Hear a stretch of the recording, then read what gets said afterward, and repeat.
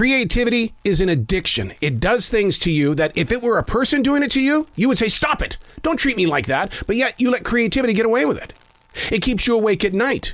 It allows other people to steal from you. They're driving bigger and better cars, and yet it came from your creative source.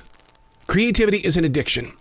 Learning to work with it and understanding it is the better fit and the greater walk. Unplugged because we will always say yes to creativity. Totally uncut because we all make mistakes. So turn it into a tool. This is Arroe Unplugged. There you are. Where you been? You been binge watching? Boy, I sure get into that. Whew.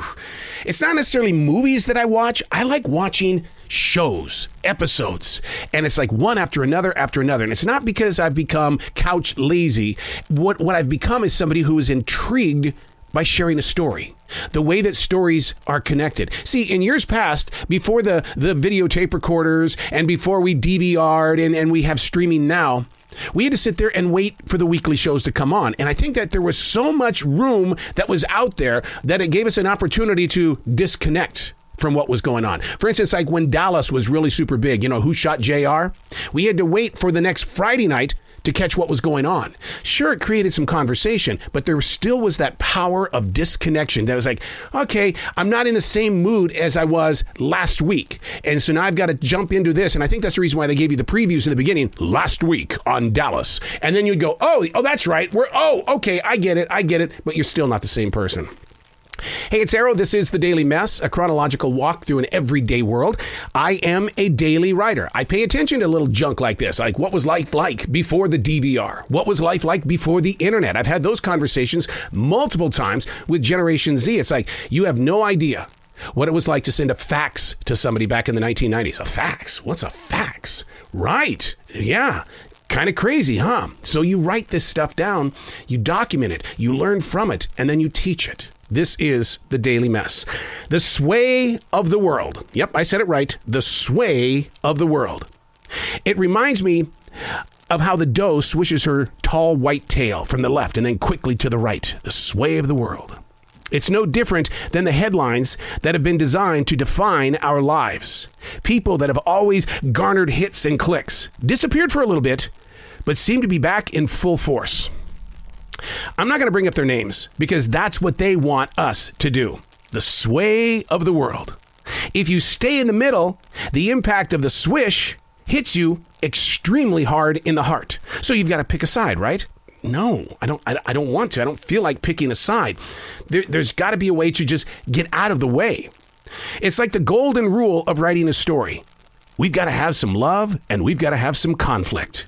We are shown the absolute worst conditions, and then something bright and heartwarming calms us down for a bit before we're thrust back into dark journalism. The hits and the clicks. That's what advertisers want, man. That's what they want. Because what it's doing is, at the cost of our mindfulness or mental illness, is they're making the money while we're sitting there and we're clicking and we're swishing and we're switching. And the thing is, how can we break this habit? And I think it starts with, don't talk about these people that were once headlines makers that are trying to get back in the headlines. And the news agencies know, wait a second, if we use this person, they'll come back. And we don't have to really write a story. What we're going to do is we're going to write an opinion. If we go to this person, there's the entertainment side that's going to be taken care of. We won't say anything new about them because there's nothing new going on. But we'll make something up in the way of going, oh my God, can you believe that? And it creates talk. And then we forward everything to them. We got to jump off this ship. We've got to have some deprivation here. We've got to be able to say, I'm not doing news. I'm not doing the entertainment updates. I'm not doing that for 7 days. I challenge you.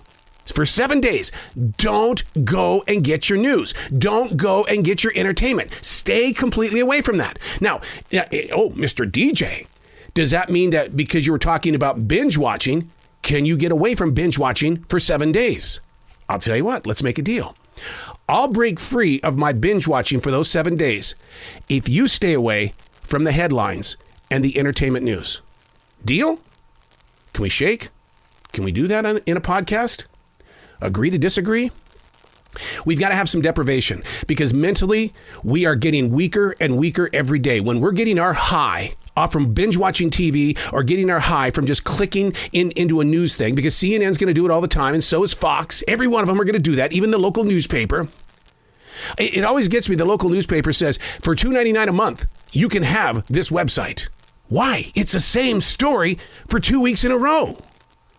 I'm Arroe, and that's the Daily Mess.